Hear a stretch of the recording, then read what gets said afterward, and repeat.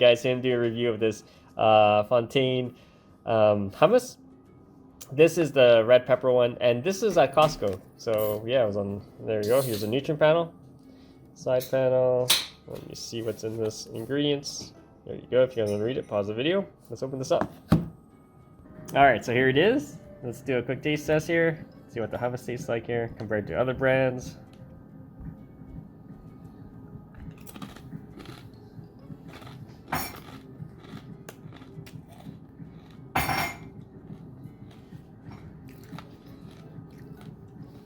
Pretty good. It tastes like yeah, it just tastes like almost like regular roasted red pepper hummus.